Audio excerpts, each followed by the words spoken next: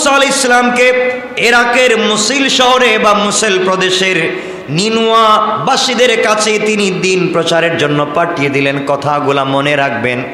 ইরাকের মুসিল শহরে নেনুয়া নামক জায়গায় তিনি পাঠিয়ে দিলেন, যাও দিন প্রচার করো। সেখানে 1 লক্ষেরও বেশি মানুষ বসবাস করত।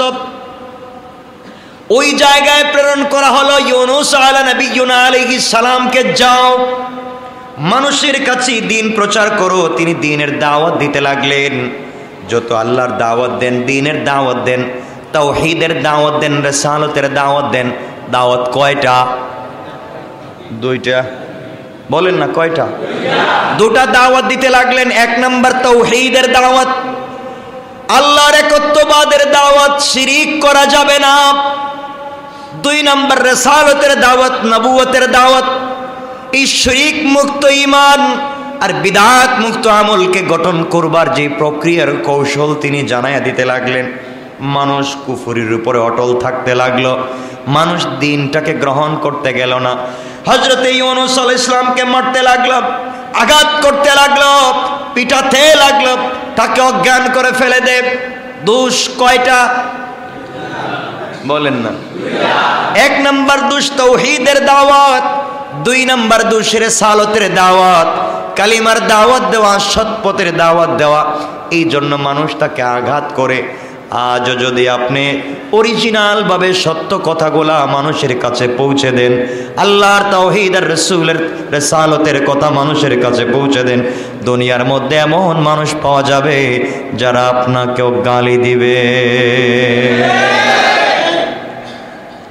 আমার বন্ধুগণ, আল্লাহ রাব্বুল ইজ্জত ওয়াল জালাল জানায়া দিলেন, ও নবী ইউনূস, আপনি আপনার সম্প্রদায়কে বলে দেন তারা যেন আমাকে মানে, আপনাকে মানে সতর্ক করে দেন, সতর্ক করে দেন। তারা যদি আমার কথা না মানে, আমার ইবাদত না করে, আপনার অনুসরণ না করে, আমি তাদেরকে সমূলে ধ্বংস করে দেব।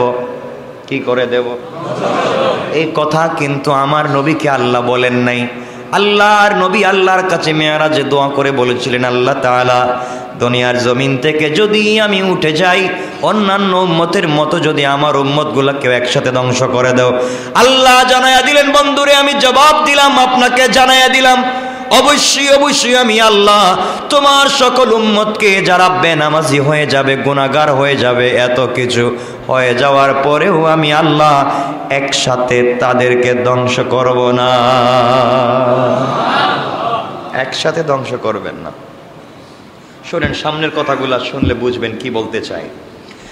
আমার মুসলমান বন্ধুগণ, এক পর্যায়ে হযরত ইউনূস আলাইহিস সালাম দ্বীনের দাওয়াত দিলেন, এদিকে আল্লাহ সতর্ক করে দিলেন, পয়গম্বর ইউনূস, ওরা যদি আপনার কথাগুলা শুনতে না চায়, আপনি তাদেরকে জানাইয়া দেন, সতর্ক করে দেন, অচিরে আযাব আসবে। কে আসবে? আযাব আসবে। আল্লাহর কথা মিথ্যা হতে পারে? অচিরে আযাব আসবে। এই কথা ঘোষণা হয়ে যাওয়ার পরে হযরত ইউনূস তার সকল উম্মতদেরকে বললেন, শোনো, তোমরা তো আমার কথাবার্তা শোনো না, কালিমা পড়ো, ঈমান আনো, আমাকে অনুসরণ করো, আল্লাহর ওয়াস্তে বিপদগামী হয় না, ভুল পথে চইল না। কিন্তু কেউ তার কথা শুনল না। এক পর্যায়ে যখন তার কথা কেউ শুনল না, আযাব আসতে লাগবে। 3 দিন সময় দেওয়া হলো। ইউনূস আলাইহিস সালাম চিন্তা করলেন, আল্লাহর কথা তো মিথ্যা হতে পারে? পারে? আল্লাহর কথা মিথ্যা হতে পারে না। এই জন্যে হযরত ইউনূস আলাইহিস সালাম নিজের এলাকা ছেড়ে দিলেন। আযাব আসবে, আমি আগে যাই। আগে নেতা চলে যাইতেছেন, আযাব আসবে। উনি কিন্তু খারাপ করেন নাই, কিন্তু দেখবেন আল্লাহর কাছে ভালো লাগে নাই।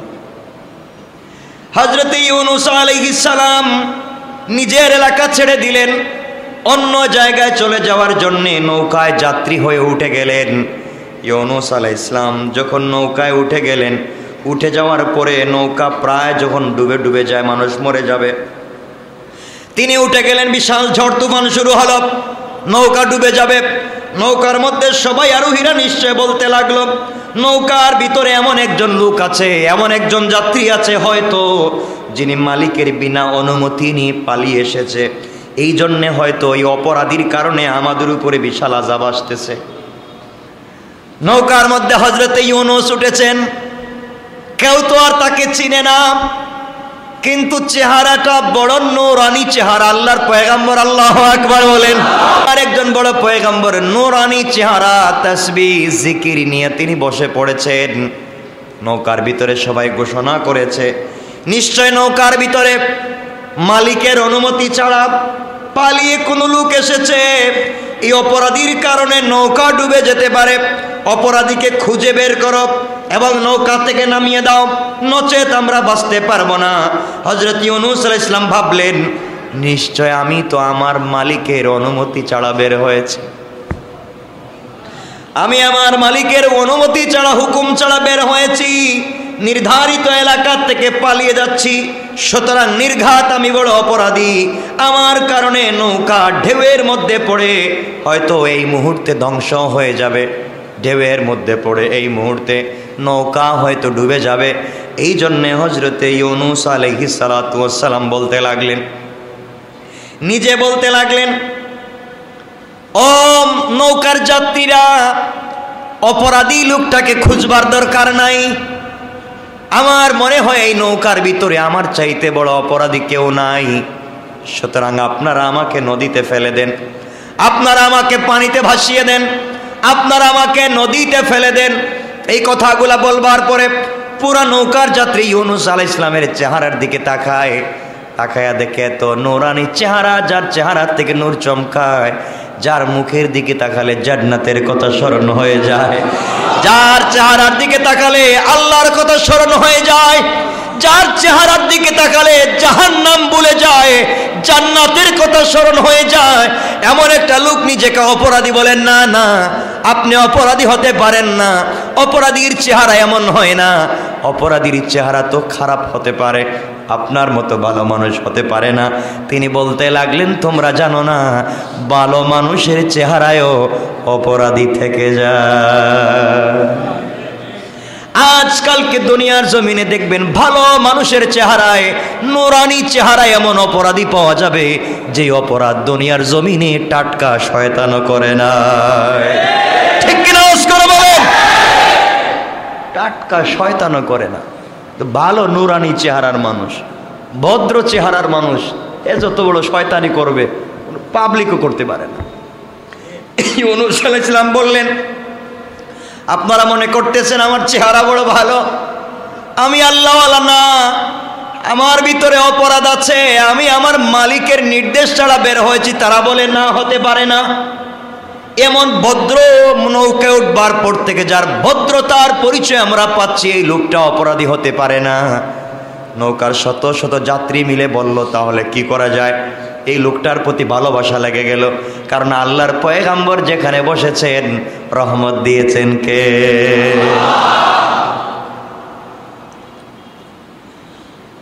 যদিও অপরাধী বানাইছেন, কিন্তু মায়া তো কমবে না।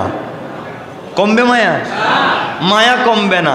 দেখবেন বাবা যদিও সন্তান ইয়াবা খায়, বাবা কইছে এর দাও, জেলে দাও, কিন্তু মায়া কমে না। কয় মারিস না রে, পুলিশ রে মারিস না, আমার ছেলেরে দিয়েছে ওটা খায় বাবা, কিন্তু মারিস না, দেখ বুঝাই আনি ঠিক করে যায়। ঠিক বললাম না? মায়া থেকে যায়। আল্লাহ রাব্বুল ইজ্জত ওয়াল জালাল সব দেখতেছেন। ইউনূস বললেন, তো বিপদ তো আমি ডেকে আনছি, কি করা যায়? গোটা নৌকার যাত্রী বলল, লটারি হোক, লটারিতে যার নাম উঠবে তাকে নদীতে ফেলে দেওয়া হবে।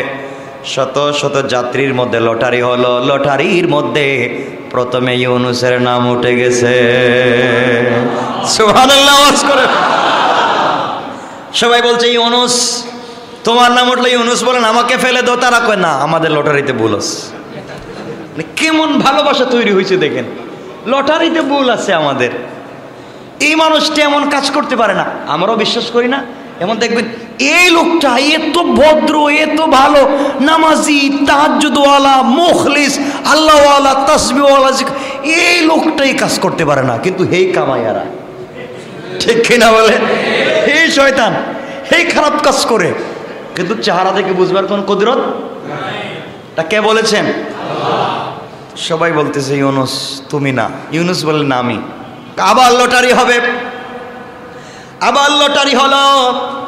লটারি দ্বিতীয়বার আবার ইউনূসের নাম উঠেছে। তারা বলছে আমাদের আবারও ভুল হয়েছে, সবাই তো আশ্চর্য, কেউ ফেলতে চায় না। ইউনুস বললেন, বুঝতে পেরেছি আমি অপরাধী। তৃতীয়বার আবার লটারি হলো। এবার সবাই বলছে এবার যার নাম উঠবে তাকেই ফেলে দেওয়া লাগবে। তারা 200 যাত্রী থাকলে নামকে 400 বানাইছে, মানে ডাবল বানাইছে। কেন? কোনোভাবেই যেন ইউনুসের নামটা না উঠে, ভদ্র মানুষের নাম না উঠে। কিন্তু এতগুলা নাম দিয়ে লটারি ফেললো, হে ইউনুসের নাম উঠছে। আল্লাহু আকবার বলেন। এবার সবাই বলছে বুঝতেছি, মনে হয় আমাদেরই দোষ আছে কোন জায়গায়, ওর নাম বারবার উঠে কেন? ইউনুস বললেন, বুঝতেছ না? নিশ্চয় আমি অপরাধী, তোমরা বুঝতে পারতেছ না আমি অপরাধী। তোমরা কেউ আমাকে ফেলবে না, আমাকে নিজেকেই পড়তে হবে পানিতে তোমাদেরকে বাঁচাবার জন্যে। এই জন্যে হজরতে ইউনুস আলাইহিস সালাম নিজেই পানির মধ্যে ঝাঁপ দিলেন। কোন সুবহানাল্লাহ। হজরত ইউনুস আলাইহিস সালাম যখন পানিতে ঝাঁপ দিলেন, এটা কি নদী না সাগর? আজকালকের সাগর না আগের সাগর? পানি কম না বেশি? ঢেউ কম না বেশি? আল্লাহ যখন দেখলেন তার বন্ধু, যাকে বন্ধু বানিয়েছেন, সেই যেহেতু পানিতে পড়ে গেছে, ডুবে যাচ্ছে, এই সময় আমার আল্লাহ সাহায্য করবেন কি না? অবশ্যই করবেন। কিন্তু যেহেতু তুমি আমার অনুমতি ছাড়া বের হয়েছো, সোজা সোজা না ঘুরাইয়া ঘুরাইয়া দেখায়, এটা আল্লাহর কৌশল। আল্লাহ রাব্বুল কোরআনে কারীমের ভিতরে আল্লাহ রাব্বুল ইজ্জত ওয়াল জালাল সূরা সাফফাতের 141 থেকে 42 নম্বর আয়াতে বলেন, ফাসাহামা ফাকানা মিনাল মুদহাদিন ফালতাকামাহুল হুতু ওয়া হুয়া মুলিম। আল্লাহ রাব্বুল ইজ্জত ওয়াল জালাল বললেন, স্মরণ করুন যখন সে পালিয়ে হযরত ইউনুস আলাইহিস সালাম পালিয়ে নৌকায় আরোহণ করলেন, অতঃপর লটারিতে যোগদান করা হলো, তিনি পরাজিত হলো, তিনি শেষ পর্যন্ত তাকে নিজেকে পড়তে হলো। আমি আল্লাহ রাব্বুল ইজ্জত ওয়াল জালাল ওই পানির সাগরের মধ্যে বিশাল বড় সামুদ্রিক একটা মাছ রেখে দিলাম, আর ওই মাছকে বললাম, মাছ রে আমার বন্ধু লাফ দিয়েছে, পানিতে পড়ার আগে আগে তোর পেটের ভিতরে ঢুকাইয়া নে। আল্লাহু আকবার। পানিতে পড়লে যদি সাঁতার না জানে ডুবে যেতে পারে না? যাইতে পারে না? আরে আল্লাহ আছেন তো, ডুববে কেমনে? আরো সামনের দিকে যাই কিছু বুঝতে পারবেন। কেন এই শিক্ষাটা দিচ্ছেন মুসা আলাইহিস সালামকে, ইউনুসকে? এর মাধ্যমে কি আমাদেরকে বোঝাতে চাচ্ছেন? হযরত ইউনুস আলাইহিস সালাতু ওয়াস সালাম আল্লাহ পাকের হুকুমে তিনি এই মুহূর্তে কই আছেন? আল্লাহ বলছেন, মাছ এটা তোমার কাছে আমার আমানত। সুবহানাল্লাহ বললেন না? আল্লাহ বলছেন মাছকে, মাছ যে ইউনুসকে তোমার পেটে দিছি, এটা খাদ্য না, আবার দেখো চাবায়া চুবায়া খায়া ভালো না, এটা আমানত, খাবার না, রাইখো, কোনো ক্ষতি করা যাবে না। মাছ আল্লাহর আমানতকে মর্যাদার সাথে সাথে পেটে সংরক্ষণ করতে লাগলো এবং তাকে নিয়ে সমুদ্রে ঘুরতে লাগলো। সুবহানাল্লাহ একটু জোরে বলেন। হযরত ইউনুস আলাইহিস সালাম মাছের পেটের মধ্যে প্রবেশ করেছিলেন। তখন প্রবেশ করার পরে তিনি মনে করেছিলেন আমি মরে গিয়েছি, কোথায় ঢুকলাম? কিছুক্ষণ পরে তিনি হাত পা নাড়াচাড়া করে দেখলেন হাতও তো নড়ে, মুখে দিয়ে পানিও ঢুকে না, তাহলে কই ঢুকলাম? আমি তো ঝাঁপ দিলাম সাগরে, কিন্তু এখন দেখি হাত পাতেও নড়ে, মুখ দিয়ে পানিও ঢুকে না, সাঁতারও কাটতে হয় না। সুবহানাল্লাহ না? কষ্ট দিচ্ছেন না পয়গম্বরকে? দেখেন, আল্লাহু আকবার। অনুমতি ছাড়া বের হয়েছেন, তাও কষ্ট দিচ্ছেন না, কারণ রবকে তিনি চিনতে পেরেছেন। আজ আমরাও যদি রবকে চিনি, মাঝে মধ্যে ছোটখাটো ভুল হয়ে যায়, রব আমাদেরকে ফেলে দিবেন না। আমার বন্ধুগণ, হযরতে ইউনুস আলাইহিস সালাম মাছের পেটে মাছ নিয়ে ঘুরতেছে, তিনি নড়াচড়া করে দেখলেন তিনি জীবিত। জীবিত যখন মনে করছেন, সঙ্গে সঙ্গে আল্লাহর দরবারে তিনি ফরিয়াদ করা শুরু করেছেন, দোয়া করা।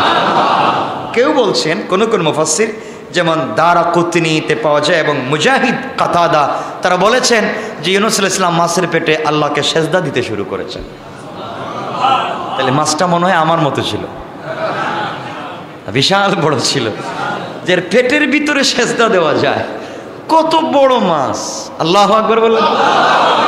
এত বড় মাছ আল্লাহ বানাইছেন যার ভিতরে সেজদা দেওয়া যায়। হজরতে ইউনুস আলাইহিস সালাম কেউ বলছেন সেজদা দিয়েছেন আর সেজদার স্থান বানিয়েছেন, সেজদা দিয়েছেন, আর কেউ কেউ বলছেন হজরতে ইউনুস আলাইহিস সালাম আল্লাহর কাছে কাঁদতে লাগলেন। ইবনে কাসির এই বর্ণনাটি পাওয়া যায়। আল্লাহর কাছে বলতে লাগলেন অন্ধকারের ভিতর, আল্লাহ তাআলা আমি নির্ঘাত বুঝতে পেরেছি তুমি ব্যতীত কোনো মাবুদ নাই, তুমি পবিত্র দোষহীন আর আমার দোষ আছে মহান আল্লাহ, জুলুম তো আমি করেছি। আয় আল্লাহ তাআলা তুমি চাইলে তোমার এই মজলুম বান্দা, জুলুম জালেম বান্দাকে বাঁচাইয়া দিতে পারো। আমি তোমার দিকে ফিরে আসলাম, তোমাকে একমাত্র কেবলমাত্র মাবুদ তোমাকে, মানে তুমি ছাড়া কোনো মাবুদ নাই। ইউনুস আলাইহিস সালাম আল্লাহর কাছে বললেন লা ইলাহা ইল্লাল্লাহ, আরো তাসবিহ তিনি পড়তে লাগলেন আর কাঁদতে লাগলেন। এইভাবে যখন কাঁদতে লাগলেন আল্লাহ রাব্বুল ইজ্জত ওয়াল জালাল তার ক্রন্দনার ইস্তেগফারকে কবুল করে নিলেন। কোন সুবহানাল্লাহ।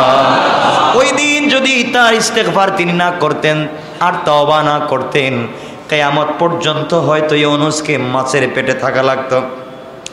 মুজাহিদ বলেন সকাল থেকে সন্ধ্যা পর্যন্ত মাছের পেটে, কে? মাছ কিন্তু তাকে খায় না। আল্লাহ তাআলা মাছকে নির্দেশ দিলেন, হে মাছ তুমি ইউনুসকে, ইউনুস যেহেতু তওবা করেছে আর আমাকে বলেছে আমি ছাড়া কেউ নাই, সে জালেম এ কথা বলেছে, ভুল করেছে, অন্যায় করেছে, আমি আল্লাহ যারা ভুল করে ভুল স্বীকার করে নেয় আমি আল্লাহ তাদের কাছাকাছি চলে যায়। সুবহানাল্লাহ পড়েন না। ভুল করে স্বীকার করেছে, এর চাইতে বড় পাওয়া আর নাই। আল্লাহ রাব্বুল ইজ্জত ওয়াল জালাল 21 নম্বর সূরা আম্বিয়ার 87 88 নম্বর আয়াতে বলেন ফানাদা ফিজ যুলুমাতি আল্লা ইলাহা ইল্লা আনতা সুবহানাকা ইন্নী কুনতু মিনাজ জালিমিন। فاستجبنا له ونجيناه من الغم وكذلك ننجي المؤمنين। আল্লাহ রাব্বুল ইজ্জত ওয়াল জালাল বললেন সে অন্ধকার থেকে আহ্বান করছিল, ইউনুস অন্ধকারের ভিতরে থেকে আমাকে ডাকলো, বলল আপনি ব্যতীত কোনো মাবুদ নাই, আপনি পবিত্র, আমি সীমালঙ্ঘনকারী। মনে রাখবেন ইউনুস কেমনে বলছেন আল্লাহকে, আল্লাহকে বলছেন আল্লাহ তাআলা প্রথমেই বলছেন আপনি ছাড়া কোনো মাবুদ নাই, এরপরে বলেছেন আপনি মহান পবিত্র সুবহানাক, এরপরে নিজেকে বলেছেন ইন্নী কুনতু মিনাজ জালিমিন, আমি সীমালঙ্ঘনকারী। কে বলছেন? নিজেকে স্বীকার করতেছেন আমি ভুল করেছি। যখন ইউনুস বলছে আমি মাবুদ, আমি ছাড়া কেউ নাই, আমি মহান, আমি পবিত্র, সে সীমালঙ্ঘনকারী, নিজের ভুল যখন স্বীকার করেছে আমার ভিতরে রাগ খুব যা ছিল, দুঃখ ছিল, সব বের হয়ে গেছে। সাথে সাথে আমি আল্লাহ তার ডাকে আরশে আজিম থেকে মাছের পেটের ভিতরের ডাকে সাড়া দিলাম। আমি আল্লাহ তার ডাকে সাড়া দিলাম এবং তাকে উদ্ধার করলাম দুশ্চিন্তা থেকে। আল্লাহ বলেন ওয়াকাযালিকা নুনজিল মুমিনিন।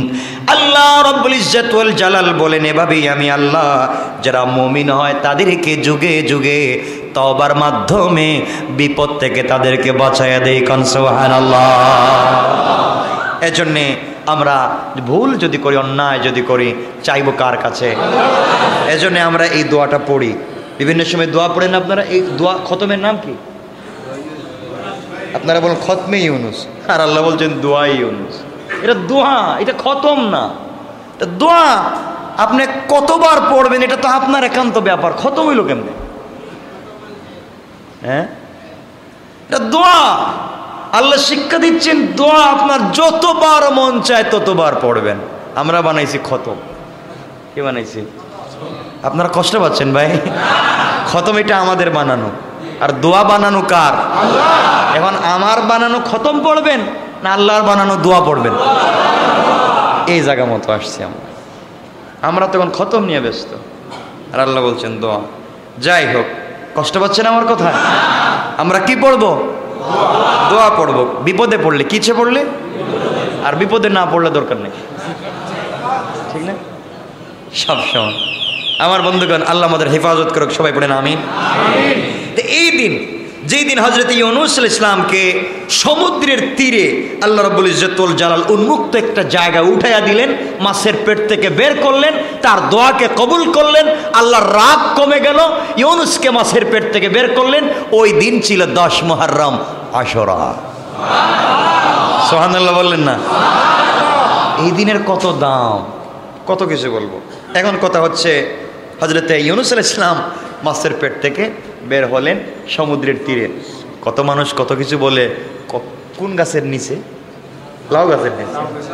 আমি এটার কোরআনের হাদিসে পাই নাই কোথাও, লাউ গাছ পাই নাই। গাছ একটা সমুদ্রের তীরে এতটুকুন পাইছি, গাছ ছিল কিনা তা জানি না। ইউনূস আলাইহিস সালামের সম্প্রদায় চিন্তা করলো, ইউনূস তো 3 দিনের আলটিমেটাম দিচ্ছে, আযাব আসবে, আমাদের কোনো টেনশনের কিছু নাই, মোটামুটি 3 দিন আসবে না। চিন্তা করতেছেন, মোটামুটি 3 দিন তো আসবে না, আসলে 3 দিন পরে। তো বড় বড় নেতৃস্থানীয় লোক বলতেছে, এক কাজ করা যায়, যদি দেখো আগামীকালকে ইউনূস আর বাড়িতে নাই, বাইরে চলে গেছে, তাইলে মনে করবা 100% আযাব আসতেছে। কারণ ইউনূস একজন পয়গম্বর, আমাদের বিশ্বাস, যদিও তার মানি না, সমালোচনা করি, গীবত করি, কিন্তু ইউনূস পয়গম্বর পৃথিবীতে বেঁচে থাকতে আমার বিশ্বাস আল্লাহ এই এলাকা আযাব দিবেন না। সুবহানাল্লাহ বলেন না? তাহলে কাফেরদেরও বিশ্বাস ছিল যে এলাকায় ভালো মানুষ থাকে এ এলাকায় আযাব আল্লাহ দেয় না। যাই হোক, তারা তো পরের দিন ঘুম থেকে উঠলো আর বলল, যদি দেখো ইউনূস গ্রামে আছে তাহলে তো আযাব হবে না, নিশ্চিন্তে ঘুরো আর খাও, তারে মানার কোনো দরকারই নাই। আর যদি দেখো ভাগছে তাইলে আযাব আসছে, খবর আছে, এর আগে ঠিক হওয়া লাগবে। চিন্তা করতেছেন কত চালাক, মানে বাঁচবার জন্য ইউনূসকে ঢাল মানতেছে, কিন্তু আমল করবে না, ইবাদত করবে না, তারা কালিমা পড়ে মুসলমান হবে না। সকালবেলা ঘুম থেকে উঠে দেখে ইউনূস গ্রামে নাই, বাড়িতে খবর নিয়ে দেখে নাই, আশপাশ গ্রামে খবর নিয়ে দেখে নাই। এদিকে আসমানের দিকে তাকায় দেখে অন্ধকার, বিশাল অন্ধকার, মনে হচ্ছে আসমান নিচে নেমে আসতেছে। সারা এলাকার মানুষ জমা হয়েছে, কিরে ইউনূসও নাই। এদিকে দেখতেছি আকাশ অন্ধকার, তাহলে আযাব আসতেছে। তাহলে এখন কি করা লাগবে? একজনও কিন্তু মুসলিম না, একটাও না, কিন্তু একটাও মুসলিম না, সব জমা হয়ে বলছে, চলো নারী পুরুষ ছেলে মেয়ে যাকে সব নিয়ে বাইরে ওরা জমিনে, গরু ছাগল হাঁস মুরগ যা আছে সব গবাদি পশু সাথে সবগুলারে নিয়ে খালি ময়দানে গিয়া মহিলাদেরকে আলাদা পুরুষ আলাদা আল্লাহর কাছে কান্দে আর আল্লাহ 3 দিন তো টাইম দিছিল, 3 দিনের ভিতরেই আযাব আসতেছে, কারণ ইউনূস নাই, ইউনূস তো নাই, ইউনূস তো 3 দিনের ভিতরেই গেছে গা, আযাব তো দেখতেছি এখন আসতেছে। যা করেন আপনি পরে করেন, আমরা কিন্তু আপনাকে মানি, আমরা আমাদের ভুল বুঝতে পেরেছি, শুধু আমরা আসি নাই, বাচ্চাদেরকেও নিয়ে আসছি, হাঁস মুরগ যা পাইছি এগুলোরও নিয়ে এসছি। আমাদের কথাটা একটু শোনেন আল্লাহ, আমরা মাফ চাই, এটা কোরআনের কথা। হযরতে ইউনূস আলাইহিস সালামের সম্প্রদায় আল্লাহর কাছে ক্ষমা চাইতে লাগলো, ক্ষমা চাইতে দেরি হয়েছে, সাথে সাথে আল্লাহ তাদেরকে মাফ করে আযাব দূর করতে দেরি হয় না। কত দয়ালু আল্লাহ, মাফ করে দিচ্ছে, ভুল করছে ক্ষমা চাইছে, মাফ করে দিচ্ছে। আর আমরা ভুল করো, হ্যাঁ আমি ভুল করলাম কখন? আমি তো করি নাই কিছু, আমি কোন দিন কোনটা করলাম? আমি কিছুই করি না, আমি তো ফেরেশতা। যাই হোক, এই ইউনূস আলাইহিস সালামের এই ঘটনার মাধ্যমে সবাই কালিমা পড়ে মুসলমান হয়েছে। এই দিন ছিল 10 মুহররম, আশুরা। হযরতে মূসা আলাইহিস সালামকে এর মাধ্যমে এই দিনে আল্লাহ রাব্বুল ইজ্জতুল জালাল ফেরাউন থেকে বাঁচাইয়া দরিয়া পার করে, সমুদ্র পার করে ওপার দিয়েছিলেন। কোন সুবহানাল্লাহ। এখানে লম্বা ঘটনা আমরা কয়েক মিনিটে বলবো, বলে আলোচনা সংক্ষেপ করে ফেলবো। হযরতে মূসা আলাইহিস সালামকে দরিয়া নদী পার করে দিয়েছিলেন, ফেরাউন থেকে বাঁচাইছিলেন, ফেরাউনকে ডুবাইয়া মারছেন। কোন দিন? এই দিনের দাম নাই? তা আমাদের কাছে দাম আছে, আছে আছে কয়, আমাদের কাছে কোনো দিনেরই দাম নাই।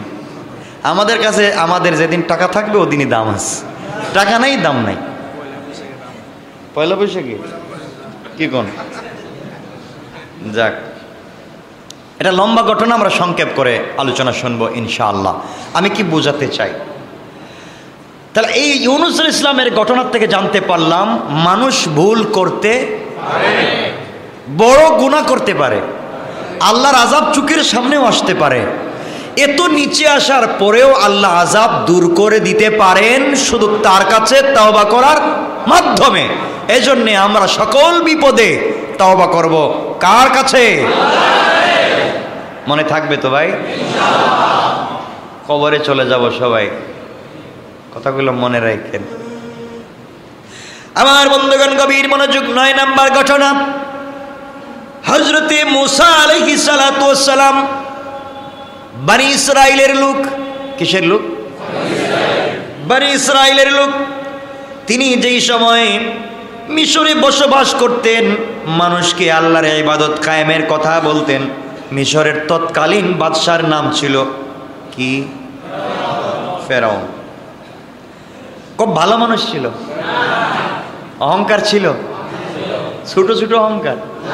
বলছে আনা রব্বুক, আমি আনা আমি বড় বড় আল্লাহ। হ্যাঁ, বড় রব কইস। আল্লাহ বলছেন বড় রব তুমি, তোমার আমি কাদামাটি খাওয়াবো। শয়তানি আমার সাথে, তোমার পানিতে ছুবাই আমার মুখ। কারণ আল্লাহর সাথে দুষ্টামি করা যাবে না। কথাটা শুনবেন আমার মুসলমান বন্ধুগণ। এক পর্যায়ে হযরতে মূসা আলাইহিস সালাতু ওয়াস সালাম ফেরাউনকে পর্যন্ত দ্বীনের দাওয়াত দিতে লাগলেন। সে তো কথা শুনেই না, নিজেকে আল্লাহ দাবি করতে লাগলো। মূসা আলাইহিস সালাম অনেক বুঝালেন যে সৃষ্টি করতে একজন আছেন, আল্লাহ হলেন এমন সত্তা যাকে কেউ সৃষ্টি করেনি, একমাত্র তিনি সবাইকে সৃষ্টি করেছেন, তিনি স্রষ্টা, তিনি কাউকে সৃষ্টি করেননি। ফেরাউন এগুলা শুনতে রাজি না। এক পর্যায়ে মূসা আলাইহিস সালামকে মিথ্যাবাদী আখ্যায়িত করল, পিটাতে লাগলো, মারতে লাগলো, জাদুর মাধ্যমে আঘাত করতে লাগলো। মূসা আলাইহিস সালাতু ওয়াস সালামকে আল্লাহ রাব্বুল ইজ্জতুল জালাল জানায় দিলেন। 10 নম্বর সূরা সূরা ইউনূসের 87 নম্বর আয়াতে আল্লাহ বলেন, ওয়াহাইনা ইলা মূসা ওয়া আখিহি আন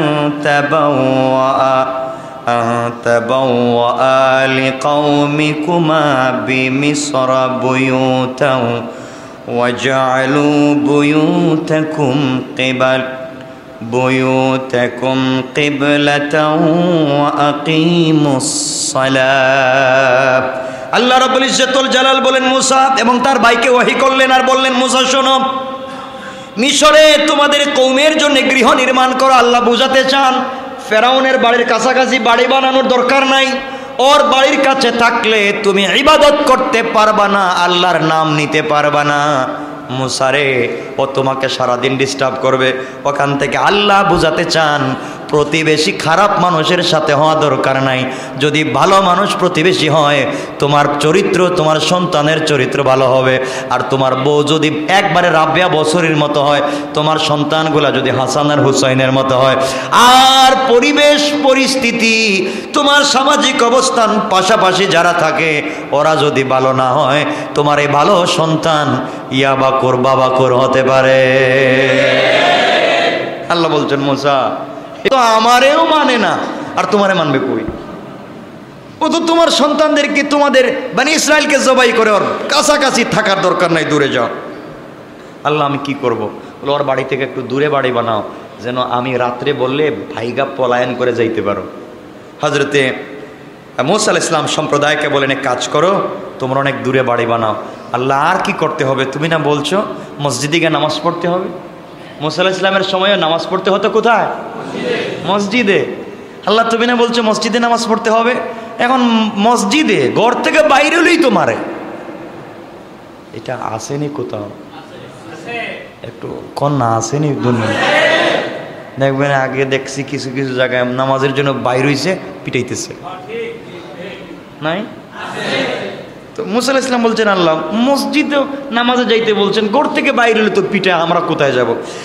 আল্লাহ রাব্বুল ইজ্জতুল জালাল বললেন, বুয়ুতাকুম কিবলাতান ওয়া আকিমুস সালাহ।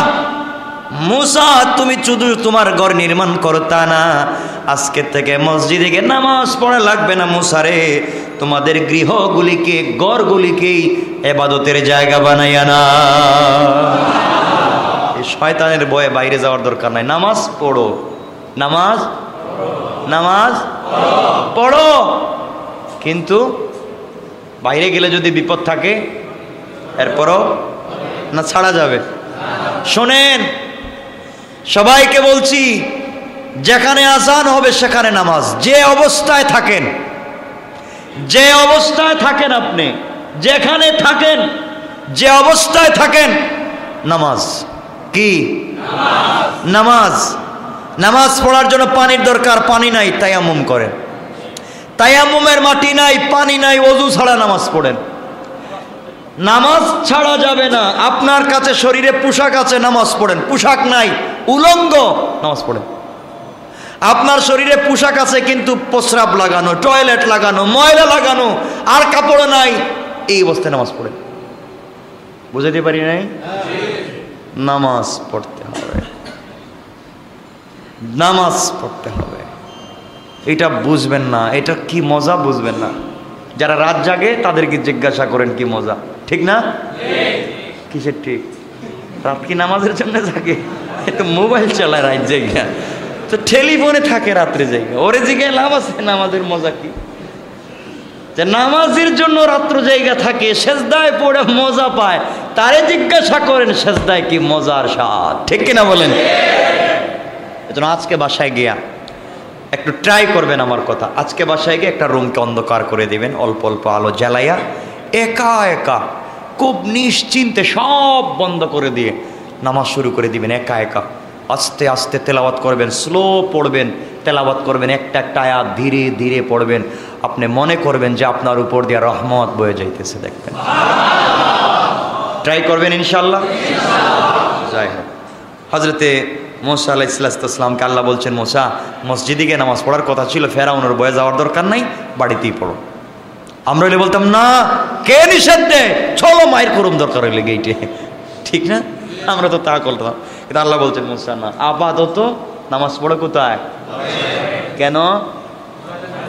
ওদের শয়তানের কারণে ডিস্টার্ব করবে। বনি ইসরাইলের হুকুম ছিল মসজিদে নামাজ পড়ার, তারা এখন ঘরে নামাজ পড়তে লাগলেন। আগে ঘরে নামাজ পড়া হতো না, এখন প্রত্যেকটা ঘরই মসজিদ হয়ে গেছে। লকডাউনের সময় অনেক মানুষ মসজিদে এসে নামাজ পড়তে পারে নাই, আল্লাহ প্রত্যেকটা ঘরকেই মসজিদ বানিয়ে দিয়েছিল, ঠিক না? কোনোদিন হয়তো বউ বাচ্চা মা বাপকে নিয়ে জামাতে নামাজ পড়ার অনেকের সুযোগ হয় নাই, লকডাউনে কিন্তু সুযোগ হয়েছে, হয় নাই? যে জীবনে ইমামতি করতে পারতো না, হ্যাঁ ইমাম। যে জীবনে কামত দিতে পারতো না, হ্যাঁ কামত দেয়, ঠিক না? সব আল্লাহ করেছেন। কে করেছেন? যাক, এভাবে চলতে লাগলো। কিছুদিন পরে আল্লাহ রাব্বুল ইজ্জতুল জালাল মুসা আলাইহিস সালামকে বলেন, মুসা এলাকা ছাড়ো, ভাগো, রাত্রেই ভাগো। আল্লাহ কেন? ফেরাউন তোমাদেরকে ধরবে, ওর কাছ থেকে বাঁচতে হইলে রাত্রেই ভাগো। মুসা আলাইহিস সালাতু ওয়াস সালাম, কেউ বলছেন 3 লক্ষ, কেউ বলছেন 4 লক্ষ বনি ইসরাইলকে সাথে নিয়ে তিনি নিজের এলাকা ছাড়তে লাগলেন। আল্লাহ বলছেন কোরআনে, ফাসরি বিইবাদি লাইলান ইন্নাকুম মুত্তাবাউন। আল্লাহ রাব্বুল ইজ্জতুল জালাল বললেন, আমি আমার বান্দাদেরকে আমি ঘোষণা করে দিলাম, মুসা তুমি তোমার উম্মতদেরকে নিয়ে দরবার জন্য পিছনে পিছনে যাওয়া শুরু করলো। এই দাঙ্গাবাজ বাহিনী, শয়তান বাহিনী মুসা আলাইহিস সালাম এবং তার সম্প্রদায়কে দরবার জন্য পিছনে পিছনে যায়। তারা দ্রুত গতিতে ঘোড়ার পিঠে, উটের পিঠে সওয়ার হয়ে যায়। মুসা তার সম্প্রদায়কে নিয়ে হেঁটে হেঁটে যায়। সকাল শেষ হয়ে যখন সূর্য উদিত হয়ে যাচ্ছে, ধরা পড়ে যাচ্ছেন কাছাকাছি মুসা আলাইহিস সালামের কাছে, তারা বলতে লাগলো, মুসার সম্প্রদায় বলতে লাগলো, মুসা তোমার কথায় তো শুধু বিপদে পড়ি। তুমি বলছিলা গ্রাম ছাড়বার জন্যে, তোমার সঙ্গে গ্রাম ছাড়লাম, তোমার রব বলছেন নাকি আমরা বাঁচবো, এখন দেখতেছি পিছনে ফেরাউন। এখন কোথায় যাব? সামনে বিশাল বড় সাগর, পিছনে ফেরাউন, দুই পাশে বিশাল বিশাল পাহাড়, কোনো দিকে তো যাওয়ার সুযোগ নাই, বিশাল পাহাড়ে উঠবার সুযোগ নাই, সাগর পাড়ি দেওয়ার সুযোগ নাই, পিছনে যাওয়ার সুযোগ নাই। ওরা তো ধরবে, আমাদেরকে মারবে, আমরা কোথায় যাব? মুসা আলাইহিস সালাম ডাক দিয়ে বললেন, তোমরা ভয় পাচ্ছ ওরা আমাদেরকে ধরবে, ওরা আমাদেরকে মারবে, মিশরে ফিরাইয়া নিয়ে যাবে। সামনে সাগর, পিছনে ফেরাউন, ডাইনে বামে উঁচা উঁচা পাহাড়। আমি ঘোষণা করলাম ক্বালা কাল্লা, কখনো না, অবশ্যই ধরতে পারবে না।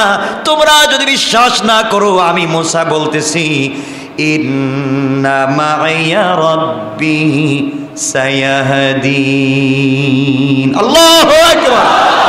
মুসা আলাইহিস সালাম ডাক দিয়ে বললেন, আমার সম্প্রদায় তোমরা শোনো, আমি বিশ্বাস করি আমার সঙ্গে আমার রব আছেন, শীঘ্রই তিনি আমাকে একটা পথ দেখাইয়া দিবেন। কোন সুবহানাল্লাহ। কিসের বিপদ? বিশাল সাগর সামনে, পিছনে ফেরাউন বাহিনী, সুউচ্চ দুই সাইডে পাহাড়। তোমরা ভয় পাচ্ছ ফেরাউন ধরবে, আমি কিন্তু আমার পরামর্শে বের হই নাই, যে রব পরামর্শ দিয়েছেন তিনি দেখতেছেন না। আল্লাহু আকবার। এমন বিশ্বাস আমাদের থাকা লাগবে। কথা বলেন না কেন?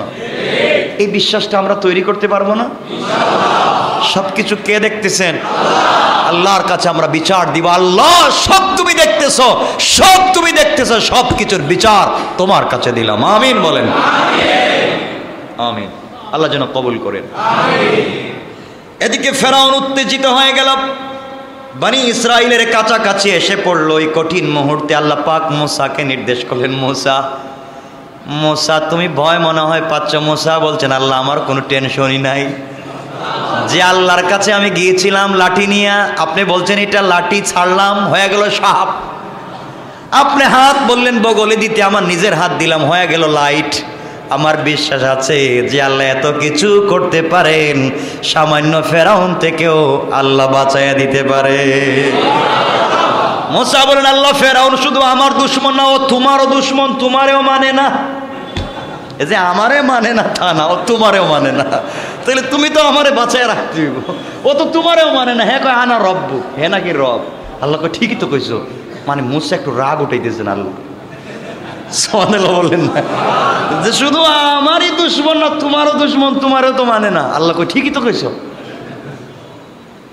মুসাকে আল্লাহ বলছেন, মুসা শোনো এখন কি করা লাগবে। আল্লাহ রাব্বুল ইজ্জাতুল জালাল 26 নম্বর সূরা, সূরা শুআরার 63 নম্বর আয়াতে বলেন, ফাআওহাইনা ইলা মূসা আন ইদরিব বিআসাকাল বাহর ফানফালাকা ফাকানা কুল্লু ফিরকিন কাত্তাউদিল আযীম। আল্লাহু আকবার। আল্লাহ রাব্বুল ইজ্জাতুল জালাল বলেন, মুসার প্রতি ওহী করে বললেন, মুসা তোমার হাতে কি লাঠি আছে? আছে তো। সুবহানাল্লাহ বলবেন না? তাহলে এই যে লাঠি, ওই যে বকরিরে পাতা খাওয়াই, হাঁটি ভর দেই, পাবলিকরে পিটাই, ওই যে সাপ হয়েছে, কয় এইটাই তো আছে। আছে তো। কই এই লাঠি দিয়া সাগরে পিটাও? আল্লাহ রাস্তার দরকার আমার। ফেরাউন পিছনে 4 লাখ আমার সাথে, ওর সাথে 16 লাখ ধরবে আমারে বাঁচার জন্য। বললাম তুমি বলো লাঠি দিয়ে পানিতে মারার জন্য। আল্লাহ বলছেন, মুসা ভুলে গেছো, আমার এটা বলার মধ্যে কিন্তু হিকমত আছে। মারলাম। মুসা আলাইহিস সালাম বিশাল সমুদ্রের মধ্যে নিজের হাতের লাঠি দিয়ে যখন আঘাত করলেন, আঘাত করতে দেরি হয়েছে। ফাকানা কুল্লু ফিরকিন কাত্তাউদিল আযীম। আল্লাহ রাব্বুল ইজ্জাতুল জালাল এই 4 লক্ষ মানুষের মধ্যে যতগুলা গোষ্ঠী ছিল সবার জন্য সাগরে আলাদা আলাদা রাস্তা করে দিয়েছে। আল্লাহু আকবার। আল্লাহ বলে দিলেন, আর প্রত্যেকটা 2 ভাগ যখন রাস্তার মধ্যখান দিয়ে হয়ে গেল, বাড়ির সাথে সাথে একটা লাঠি দিয়ে আঘাত করলেন, রাস্তা হয়ে গেছে। আর 2 পার্শ্বের পানি বিশাল পাহাড়ের মতো শক্ত হয়েছে। ফাকানা কুল্লু ফিরকিন কাত্তাউদিল আযীম, বিশাল শক্ত পাহাড় সদৃশ বিশাল পাহাড়, মধ্যখান দিয়ে রাস্তা। ফের মুসা আলাইহিস সালাম বললেন, এটাই তো সাগর ছিল, মারলাম সাগরে, হইল রাস্তা, কিন্তু সাগর নাই, এখন দেখতেছি পাহাড় হয়ে গেছে। করছেন কে? আল্লাহ। আল্লাহ বললেন, মুসা এখন কি? আল্লাহ দেখলাম তো এটা বিশাল বিষয়, পার হো তাড়াতাড়ি। মুসা আলাইহিস সালাম পাহাড় এই পার হতে লাগলেন। শুকনা মাটির রাস্তা, কাদা মাটি না কিন্তু, একবারে শুকনা রাস্তা, একবারে শুকনা, সাগরে শুকনা রাস্তা পার হয়ে ওপারে চলে গেছেন। ওপারে যখন চলে গেছেন, ওপারে যাওয়ার পরে মুসা ইসলামের বাহিনীরে বললেন, দেখছো রব কেমনে সাহায্য করো? ঠিক আছে, এখন বুঝছি। মুসা চিন্তা করলেন, এখন তো ফেরাউনি রাস্তা দিয়ে উঠে যাইব, তাহলে আমি যেভাবে পানিতে আঘাত করে রাস্তা করছি, আবার হয়তো পানিতে মারলে হয়তো পানিটা নিয়ে উঠে যাইব। তিনি লাঠি দিয়া দুই সাইডে বাড়ি দিতে শুরু করলেন। এই যে পানিটা পাহাড় হয়েছে, যে বাড়ি দিলে হয়তো ভাঙ্গে আবার রাস্তায় পড়ে যাবো, আইসা রাস্তা খুঁজে পাবে না। আল্লাহ বলেন, মুসা এই কাজ আর হবে না, ওই লাঠিতে আর কোনো সিস্টেম নাই, বন্ধ করে দিয়েছে, সুইচ আমার কাছে। আল্লাহু আকবার। মুসা, যা তোমার হাতে দেখতেছো ওইটার সুইচ কিন্তু আমার হাতে, সিস্টেমটা আমার হাতে, তোমাকে দিয়া রাখছি, আর কি দিয়া রাখছি, যখন যেখানে লাগে আমি লাগাই। মুসা কই, বুঝলাম আল্লাহ, এটা দিয়ে তো বাড়ি দিলাম, আঘাত করলাম, রাস্তা হইলো, পাহাড় হইলো, এখন দেখতেছি নড়ে না, কিছুতে কাজ হয় না। সুবহানাল্লাহ বলেন, কাজ হয় না। মুসা আলাইহিস সালাম চিন্তা করলেন, তাইলে কি করব? আল্লাহকে বলেন, আল্লাহ এখন আমি কি করব? এবার আল্লাহ বললেন, ওয়াতরুকিল বাহরা রাহওয়া ইন্নাহুম জুনদুম মুগরাকুন। আল্লাহ রাব্বুল ইজ্জত ওয়াল জালাল বললেন, মুসা রে, এই নদীকে, বিশাল রাস্তাকে স্থির থাকতে দাও, পাহাড়গুলাকে স্থির থাকতে দাও, ওগুলা অভাবে থাকবে, কারণ আমি আল্লাহর কৌশল অন্যটা, আমি আল্লাহর চিন্তা অন্যটা, তুমি বুঝবা না। রাস্তা এভাবে থাকবে, আর ফেরাউন 16 লক্ষ বাহিনী নিয়ে রাস্তায় উঠবে, আর আমি আল্লাহ আবার রাস্তা উঠাইয়া সাগর বানাইয়া ডুবাইয়া দেব। কোন সুবহানাল্লাহ। কেমন চিন্তা আল্লাহর, দেখতেছি কেমন চিন্তা। মুসা, তুমি রাস্তা বন্ধ করতে চাও, আমি তো ডুবাইয়া মারতে চাই। করলে এত রাগ কেন আপনার এর উপরে? এ নাকি আনার রব, এখন পানি খাও কিছু, দেখি কেমন লাগে। আমার বন্ধুগণ, এক পর্যায়ে ফেরাউন বাহিনী সমুদ্রের কাছে এসে দেখে বিশাল রাস্তা, চিন্তা করে কয়, আমি তো কোনো রাস্তার, যারা থাকে, এটা কোন মন্ত্রী? সড়ক এবং সেতু সড়ক মন্ত্রী।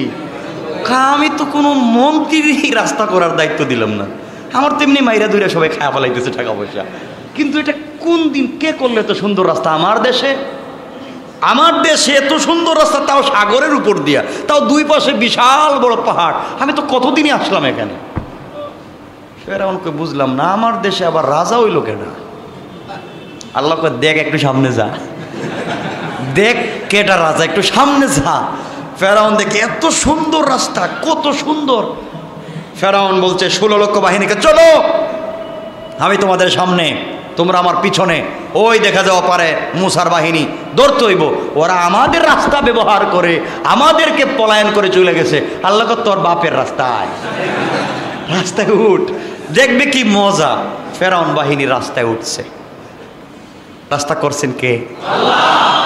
সুযোগ দিছেন আয় রাস্তায়। আমার বন্ধুগণ, ফেরাউন বাহিনী রাস্তায় উঠলো। আল্লাহ বলেন সূরা ইউনূস 10 নম্বর সূরা 90 নম্বর আয়াতে আল্লাহ বলেন, হাত্তা ইযা আদরাকাহুল গরাক ক্বালা আমানতু আন্নাহু লা ইলাহা ইল্লাল্লাযী আমানাত বিহি বানু ইসরাঈল ওয়া আনা মিনাল মুসলিমিন। ফেরাউন বলতে লাগলো, যখন সেই রাস্তার মধ্যখানে চলে এসেছে, 16 লক্ষ বাহিনী পুরো রাস্তায়, 16 লক্ষ বাহিনী এদিক থেকে সবাই যখন সমুদ্রের মধ্যখানে রাস্তায় উঠলো, আল্লাহ রাব্বুল ইজ্জতুল জালাল এবার সাগরকে বললেন, দেরি করিস না, একটু থাপ্পড় দিয়ে পানিটা মিলাইয়া দে। আল্লাহু আকবার। আগে যেমন ছিল এমন হয়ে যা। যখন ফেরাউন সহ তার বাহিনী মধ্যখানে চলে আসলো, রাস্তা আবার নাই হয়ে গেল, সাগর আবার মিলে গেল। ফেরাউন দেখলো বাঁচার কোনো পথ এখন আর, এখন ডাক দিয়ে বলতেছে, ক্বালা আমানতু, আমি ঈমান আনলাম। আমি ঈমান আনছি। ও কেমনে কেমনে আনছস? আন্নাহু লা ইলাহা ইল্লাল্লাযী আমানাত বিহি বানু ইসরাঈল। ফেরাউন বলতে লাগলো, আল্লাহ তাআলা আমি ঈমান আনছি এমন ভাবে যেইভাবে বনি ইসরাইল তোমার উপরে ঈমান এনেছে। শুধু এই কথা না, আমি ঘোষণা করলাম একমাত্র তুমি হলা মাবুদ, তুমি ছাড়া কেউ নাই, তুমি ব্যতীত কেউ নাই। আর আমি ঘোষণা দিলাম ওয়া আনা মিনাল মুসলিমিন, এবং আমি এখন মুসলমানদের অন্তর্ভুক্ত। তুমি আল্লাহ মাফ করো। আল্লাহ কিরে ব্যাপারটা কি? এতদিন রব আনা রব এত কিছুর মিছিল দিলে, 16 লক্ষ নিয়ে রাস্তায় বাইর হইলে, এখন এত সুন্দর করে বলতেছে আমি ঈমান আনছি। কার উপরে? যেইভাবে বানি ইসরাইল ঈমান আনছে আমি এভাবেই আনছি। তাইলে বানি ইসরাইল ঈমান এনে যদি বাঁচছে, আমারে মারাও কেন, আমারে বাঁচাও। আর এরপরে বলছে ও আনা মিনাল মুসলিমিন, আর আমি তো মুসলমানদের অন্তর্ভুক্ত, এখন আমাকে বাঁচাও। শয়তানি করছে, অহংকার করছে, আল্লাহরে গালি দিছে, মুসারে পিটাইছে, তার দেশে নাকি আরেকজন রাস্তা কইরে দিছে, এ রাস্তা দিয়ে পার হইতে চাইছে, সব করছে অহংকার করে। আল্লাহ বললেন ঈমানও আনছস, সব করছস, কিন্তু এই টাইমের ঈমান দরকার নাই। আল্লাহ রাগ করে ফেলেছেন, কারণ এত কুচানো এত রাগানোর পরে আল্লাহ রাগ করে ফেলেছেন। আল্লাহ এখন কি বলতেছেন শুনেন। আল্লাহ যে বলেন আমিও মাঝে মাঝে মাঝে মাঝে পাবলিককে নিয়ে কিছু উপহাস করি, দুষ্টামি করি, উপহাস করি, এই জন্য আল্লাহ বলতেছেন এখন ডাইরেক্ট আল্লাহ বলতেছে। ফেরাউন যখন বলছে আমি মুসলিম, আমি ঈমান আনছি, তুমি ছাড়া কেউ নাই, আল্লাহ এখন আল্লাহ বলতেছেন। এবার আল্লাহ ডাক দিয়া বললেন আল আন, কয় এখন, এখন টাইম হয়েছে ঈমান আনার, কাজ হবে না। সুবহানাল্লাহ কোন। আল্লাহ বলেন এতক্ষণে হুশ জায়গায় আসছে তোমার, কিন্তু এই হুশে কাজ হবে না। আল্লাহর পরে পিছনের কথা মনে করে দিচ্ছেন ওয়াকাদ আসাইতা ক্বাবলু ওয়া কুনতা মিনাল মুফসিদিন, তুই এখন ঈমান আনতেছিস, এখন তওবা করতেছিস রে ফেরাউন। ইতিপূর্বে তুমি আমাকে অমান্য করেছো, জমিনের মধ্যে অশান্তি সৃষ্টি করেছো। আমি আল্লাহ রব্বুল ইজ্জতুল জালাল তোমাকে বললাম, তুমি বলছো ও আনা মিনাল মুসলিমিন, তুমি মুসলমানদের অন্তর্ভুক্ত। আর আমি আল্লাহ বললাম ও কুনতা মিনাল মুফসিদিন, তুমি হলা অশান্তি সৃষ্টিকারী শয়তানদের অন্তর্ভুক্ত। নাউজুবিল্লাহ বলেন। এরপর আল্লাহ রাব্বুল ইজ্জতুল জালাল বলেন ফালইয়াউমা নুনাজ্জিকা বিবাদানিকা লিতাকুনা লিমান খালফাকা আয়া ওয়া ইন্না কাসীরাম মিনান নাসি আন আয়াতিনা লাগাফিলুন। আল্লাহ রাব্বুল ইজ্জতুল জালাল বলেন আমি তোমার দেহটাকে রক্ষা করব কিয়ামত পর্যন্ত, যাতে তুমি তোমার পরবর্তী মানুষের জন্য নিদর্শন হয়ে থাকো। যারা দুষ্টামি করবে, আমি আল্লাহর বিরুদ্ধাচরণ করবে, আমার হুকুম মানবে না, আমার পয়গম্বরদের বিরুদ্ধাচরণ করবে, আমি আল্লাহ তোমাকে যেভাবে শুটকি বানাইয়া রেখে দিয়েছি, যুগে যুগে যারা ফেরাউনি করবে আমি আল্লাহ তাদেরকে এভাবে শুটকি বানাতে পারি। কণ্ঠে কেনা আল্লাহ বলছেন আমি এটা রাখলাম, শিল মেরে রাখলাম, তুমি কিন্তু পচবা না। পানিকে বলছেন পানি খাইস না, ওরে বাছা কাদামাটি খাইছে নিচে গিয়া। জিব্রাইলের কথা আল্লাহ আরো খাওয়া, কাদামাটি খাওয়াইছে, পেট বম্বাস্টিক মার্কা, পানি খাইছে, কাদামাটি খাইছে, ভাইছে ভাইসে ভাইসে বলতেছে আল্লাহ ও আনা মিনাল মুসলিমিন। আল্লাহ যা শয়তান ও কুনতা মিনাল মুফসিদিন, তুই কস মুসলিম, আমি বলছি তুই ফাসিক শয়তান গাদ্দার। নাউজুবিল্লাহ। আমার বন্ধুগণ, আজ পর্যন্ত তার দেহ পচেও নাই না গলছে, পচেও নাই, গলেও নাই, অনেক রাত্র হয়েছে। সুতরাং এভাবেই আল্লাহ রাব্বুল ইজ্জতুল জালাল রেখে দিলেন। এই যেই দিন মূসা আলাইহিস সালামকে বাঁচাইয়া দিলেন, ফেরাউনকে ডুবাইয়া দিলেন, এই দিন 10 মুহররম। সুবহানাল্লাহ বলেন। আল্লাহ আমাদের কবুল করুক, আমিন। কয়টা ঘটনা বলছি? 10 সাড়ে 10 হয়ে গেছে, আর না, হ্যাঁ না আর না, একটু আমরা কয়েক মিনিট রেখে দেব, আর লম্বা করবো না। না না না, কতটা আর বলার দরকার নেই, এতটাই থাকুক। তাহলে এই আলোচনায় কি বুঝলেন? আগের আলোচনাটাই বুঝছেন যে যত বড় অপরাধী হোক আল্লাহর কাছে ক্ষমা চাইলে আল্লাহ ক্ষমা করে দিবেন। আর এই জায়গায় এসে বলছেন যারা অহংকার করে ভাব দেখায়, আল্লাহ বলছেন মাফ নাই। নিজেকে মুমিন দাবি করার পরে আল্লাহ বলছেন ও কুনতা মিনাল মুফসিদিন, কিসের মুমিন তুই? এজন্য নিজেকে শুধু মুমিন দাবি করলে, ইমানদার দাবি করলে কাজ হবে? আল্লাহ স্বীকৃতি দেওয়া লাগবে। আমরা মোনাজাত করে নেব, সবাই বসেন ইনশাল্লাহ। আমি শেষ যে কথাটা আপনাদেরকে বলতে চাই, আমি জুমায় বলেছি ভাই, খুব মনোযোগ দিয়ে আমার এই কথাটা এখন শোনেন। আমাদেরকে কেউ যদি নামাজের কথা বলে, ভালো কাজের কথা বলে, আপনারা তাদেরকে শত্রু মনে করেন? হ্যাঁ মনে করেন, খারাপ মনে করেন না? কেন ভাই? আমি একটা কথা বলি, আপনাকে যদি কেউ বলে নামাজ পড়ো, আসো মসজিদে, আপনি তাকে শত্রু মনে করবেন না, মনে করবেন সে আপনার সব থেকে পরম বন্ধু, আপনার ভালো চায়, আপনার কল্যাণ চায়, আপনার তাকে দুশ্মন মনে করেন। মনে রাখবেন, আপনাকে কেউ যদি গান শুনতে নিষেধ করে, আপনাকে গান শুনতে নিষেধ করে, গান শুনিস না, আপনি বলছেন দেখছো অত সেকেলে, ও কিছু বুঝে, এ বলে গালি দেন, গালি দেন না। আপনাকে যে বলছে গান শুনবেন না, এ কথার মাধ্যমে আপনার ক্ষতি করে নেই না, ক্ষতি করছে? মা বোনদেরকে যদি বলে যে বোন তুমি পর্দা করো, পর্দা করো, এই কথা যদি বলে আপনারা খারাপ ভাববেন না। পর্দা করার মাধ্যমে আমার লাভ, আপনার লাভ, আপনি জান্নাতি হবেন, এজন্য শত্রু মনে করবেন না। আপনাদেরকে যদি কেউ বলে হারাম সম্পর্ক পরিত্যাগ করো, অশ্লীল অন্যায় কাজ পরিত্যাগ করো, আপনি তাদেরকে শত্রু মনে করবেন? তা আপনারা তো করেন। আমি যদি বলি ঘুষ খাইও না, সুদ খাইও না, অশ্লীল কাজ করবা না, কালকে দেখবো হুজুর বালা না, আরে ফাল্টায় দো, কথা বলেন নাকি? তাহলে কি বলবে? ঘুষ খাও, সুদ খাও, মাঝে মাঝে আমারও দিও, সব মিলেমিশে খাই, একসাথে যাই, এগুলা ঠিক না। এজন্য কেউ যদি আপনাকে অন্যায় অনাচার থেকে বাঁচাতে চায়, তাকে আপনি শত্রু মনে করবেন না।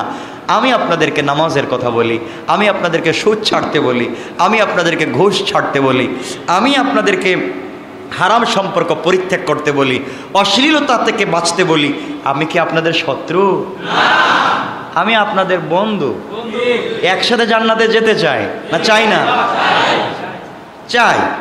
সুতরাং অনেক ভাই আমি দেখছি অনেকে টাকনুর নিচে পোশাক পরেন, আমি অনেক সময় বলে দিই ভাই আপনি এটা ঠিক করেন নাই, আপনি এটা করবেন না। অনেককে শত্রু মনে করেন, হুজুর এটা বললো কেন?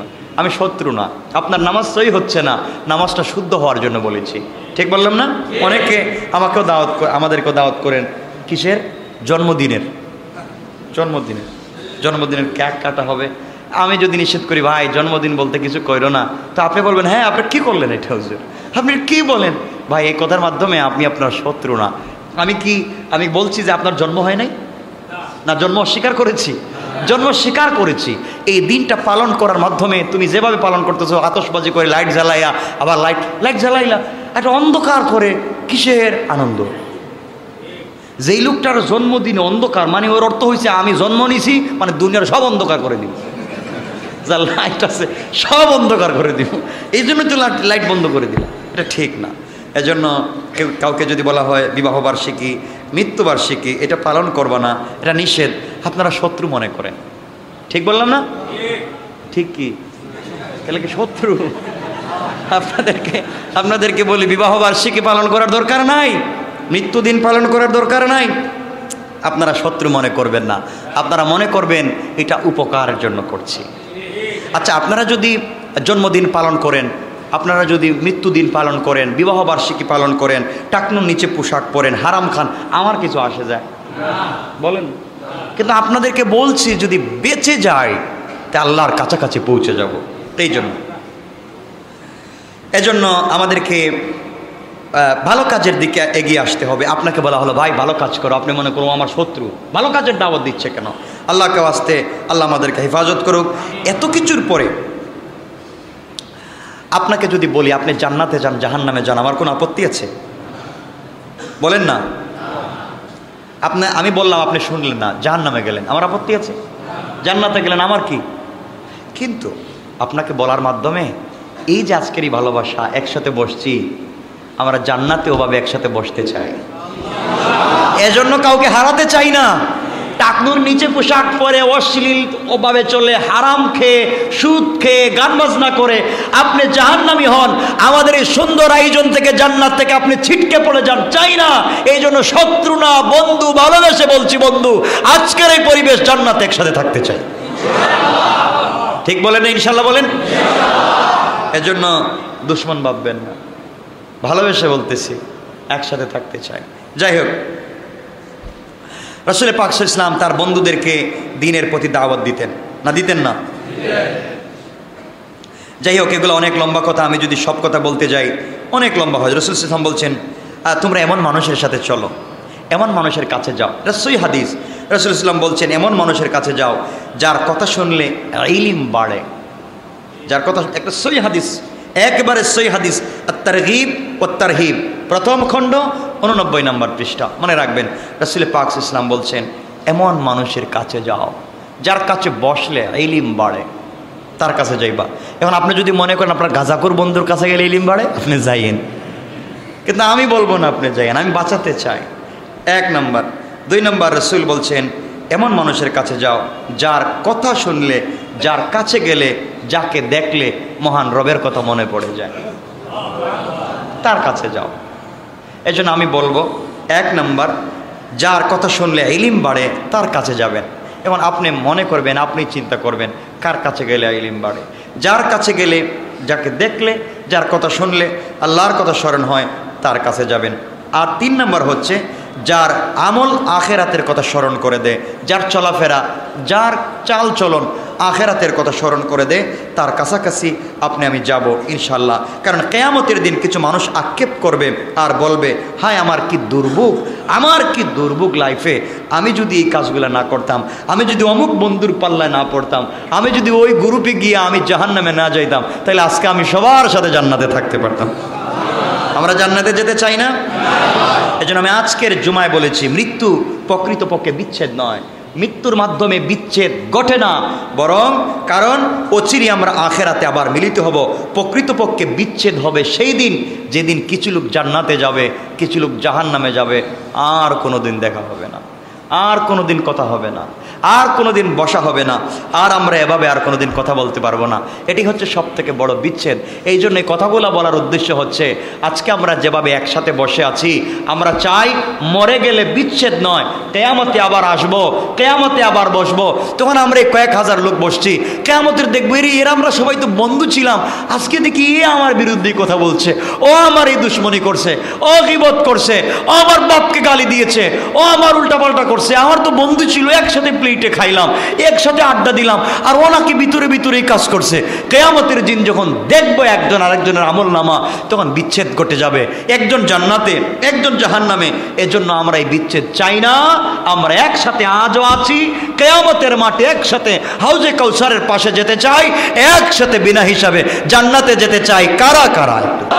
সবাই বলেন আল্লাহ আমাদের সবাইকে মাফ করো, ছোট বড়, জেনে শুনে, না জেনে না বুঝে, ইচ্ছায় অনিচ্ছায়, সগীরা কবিরা, শিরিক বিদআত, সকল গুনাহ থেকে তওবা করলাম।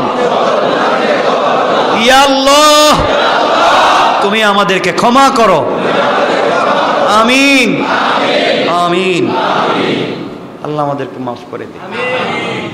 আর যদি কোনো বান্দার হক নষ্ট করে থাকি, আমিও যদি আপনাদের হক নষ্ট করে থাকি, এখানে যারা আছেন আপনাদের হক যদি আমি নষ্ট করে থাকি, লেনদেন থাকে আপনারা আমাকে বলবেন। আর যদি এমন হক নষ্ট করে থাকি, লেনদেন টাকা পয়সা সেজন মাইর দেওয়া লাগবে, তাহলে আমি আমার পাঞ্জাবিটা খুলে দেব, আমি আমার পাঞ্জাবিটা খুলে দেব, আপনার আচ্ছা মতো আমার বডিতে পিঠাইয়া আপনারা প্রতিশোধ নেন। এরপরও কিয়ামতের দিন পায়ে ধরে বলতেছি, আল্লাহর ওয়াস্তে কিয়ামতের দিন বিচ্ছেদ ঘটক না, কিয়ামতের দিন আলাদা থাকতে চাই না। কারণ কিয়ামতের দিন সম্পর্কে কিচ্ছু এখনো জানতেছেন না, কিয়ামতের দিন সম্পর্কে কিচ্ছু বুঝতেছেন না। ওই দিন কেউ কারো না, কাউকে পাইব না, ওই দিন বিচ্ছেদ চাই না, একা একা কষ্ট করতে চাই না। আমরা একসাথে প্রয়োজনে রসুলের পাকের কাছে দৌড়াবো, হাউজে কাউসার পান করব, আল্লাহর কদমে সিজদায় পড়ে বলবো, আল্লাহ দুনিয়ায় মসজিদে একসাথে বসেছিলাম, তাফসিরে বসে বিচ্ছেদ হই নাই, আখিরাতে বিচ্ছেদ করে দিও না, জাহান্নামে দিও না, যত ভুল করছি একজনের উসিলায় হইল সবাইরে জান্নাত দাও। চাই না আমরা? এজন্য আমার কাছ থেকে ভুল হয়ে থাকলে আপনাদের জন্য আমার পিঠ খুলে দিলাম, মাইরা পিটাইয়া প্রতিশোধ নেবেন। এরপরও কিয়ামতের দিন বিচ্ছেদ চাই না। আল্লাহ আমাদের সবাইকে কবুল করো, আল্লাহ আমাদের সবাইকে হেফাজত করো, ঘরটাকে সুন্দর করেন। পরিবারটাকে সুন্দর করেন, সবাই মিলেমিশে একসাথে চলি, মানুষের চলাফেরায় ভুল ভ্রান্তি থাকতে পারে, আমরা একে অপরের মাধ্যমে পরামর্শের মাধ্যমে এগুলা ঠিক করে ফেলি। কথা বুঝতেছেন? আল্লাহ যেন আমাদের সবাইকে কবুল করেন। এই প্রশ্নটা এত পিছনে করছো কেন? তৃতীয় লিঙ্গর মানুষ কি আল্লাহ তাআলা কেন সৃষ্টি করলো, কি কারণে সৃষ্টি করলো? আল্লাহর সৃষ্টি, কি কারণ বলা যাবে না। পৃথিবীর সকল সৃষ্টি আল্লাহর সৃষ্টি। এরা মানুষ প্রশ্ন করেছেন তো উত্তর দিতে হয়, সময় তো আমাদের নাই। তো যাই হোক, তৃতীয় লিঙ্গের মানুষ যারা, আমরা তো চিনি তাদেরকে মূল ধারায় নিয়ে আসতে হবে। তারা যদি ম্যাক্সিমাম বডির অংশগুলা পুরুষের মতো দেখা যায়, তাহলে তাকে পুরুষ ধরতে হবে এবং ইসলামের পুরুষের সকল বিধান কায়েম হবে। আর ম্যাক্সিমাম যদি তাকে নারীর মতো দেখা যায়, তাহলে তাকে নারী ধরতে হবে এবং ইসলামের সকল নারীর বিধানই তার উপরে কায়েম হবে। এবং সে যদি ম্যাক্সিমাম মোটামুটি বেসিক অংশে মনে হচ্ছে সে পুরুষ, তাহলে বাবার সম্পত্তি থেকে পুরুষ হিসাবে ছেলে যেভাবে পায়, মানে ছেলের মতো করে পুরুষ হিসাবে, আর যদি নারীর মতো দেখা যায় নারী হিসাবে, মানে এইভাবেই তাকে সম্বোধন করতে হবে। এরা মানুষ, এদের নামাজ পড়তে হবে, রোজা রাখতে হবে, হজ করতে হবে, যাকাত দিতে হবে। এক কথায় ইসলামের সকল বিধি বিধান তার উপরে প্রযোজ্য। নারীর মতো হলে নারীর মতো করে, পুরুষ হলে পুরুষ মতো করে। এক কথায় তাকে মসজিদে আসতে হবে, পুরুষ হলে নামাজ পড়তে হবে, ভালো মানুষের মতো চলতে হবে, সচ্চরিত্রবান হয়ে চলতে হবে। দোষ আমাদের, এই জন্যই বলছি তাদেরকে মূল ধারায় নিয়ে আসতে হবে, সমাজের মূল ধারায় নিয়ে আসতে হবে। ইসলাম কাউকে ঠকায় নাই। আর এই যে সন্তান তৃতীয় লিঙ্গের হওয়ার পিছনে আপনার আমার অর্থাৎ যার, তার মা বাবারও দোষ কম নয়। কথা বলে অনেকে রাগ করবেন, দোষ কম নয়। কথাগুলা প্রশ্ন করেছেন যে ভাই রেখা দিলাম। যত সন্তান তৃতীয় লিঙ্গ হওয়ার পিছনে বৈজ্ঞানিক কারণ এবং হাদিস থেকে আমরা যেগুলো পাই, এর একটা কারণ হলো মা বাবা যদি স্ত্রীর অসুস্থতার সময়, ঋতুস্রাবের সময় মেলামেশা করে, এর মাধ্যমে এই সন্তানগুলো জন্ম হতে পারে। এক নম্বর কারণ। দুই নম্বর হলো ইসলামের বিধিবিধান মোতাবেক, ইসলামের নীতি নৈতিকতার ভিত্তিতে স্বামী স্ত্রীর যেভাবে মেলামেশা করার কথা ছিল, সেই পন্থা বিবর্জিত ভিন্ন পন্থায় যদি মেলামেশা করে, এর মাধ্যমে তৃতীয় লিঙ্গের সন্তান জন্ম নিতে পারে। তিন নম্বর কারণ, যদি তারা অধিকাংশ সময় মেলামেশার সময় নাপাক থাকে এবং মেলামেশার পরেও নাপাক থাকে, দীর্ঘ সময় পর্যন্ত গোসল করে ফ্রেশ না হয়, তাহলে এই ধরনের সন্তান জন্ম নিতে পারে অপবিত্রতার কারণে। আমরা এগুলোর জন্য দায়ী। এই জন্য মা বাপকে আগে ভালো হওয়া লাগবে। ঠিক আছে ইনশাল্লাহ। আরও অনেক কিছু আছে, আজকে এগুলো বললাম না, এগুলা তো সব তার সমান আমরা না। আল্লাহ আমাদের সবাইকে কবুল করুক। ঠিক আছে, যিনি প্রশ্ন করছেন ঠিক আছে। আর কিছু আপনার জানার আছে ভাই? কে প্রশ্ন করছেন? আর জানার আছে? ঠিক আছে তো, ঠিক আছে। আল্লাহ আমাদের সবাইকে কবুল করুক। আমি দিল থেকে আপনাদের সবার জন্য দোয়া করলাম, আল্লাহ যেন সবাইকে কবুল করেন। আর আমার ভুল থাকলে আমাকে ক্ষমা করে দিবেন। দিল থেকে সবার প্রতি দোয়া। আল্লাহুম্মা সাল্লি আলা মুহাম্মদ ওয়া আলা আলি মুহাম্মদ কামা সাল্লাইতা ওয়া সাল্লামতা আলা ইব্রাহিম ওয়া আলা আলি ইব্রাহিম ইন্নাকা হামিদুম মাজিদ। আল্লাহুম্মা বারিক আলা মুহাম্মদ ওয়া আলা আলি মুহাম্মদ কামা বারাকতা আলা ইব্রাহিম ওয়া আলা আলি ইব্রাহিম ইন্নাকা হামিদুম মাজিদ। আল্লাহুম্মা আমিন। الحمد لله الذي هدانا لهذا وما كنا لنهتدي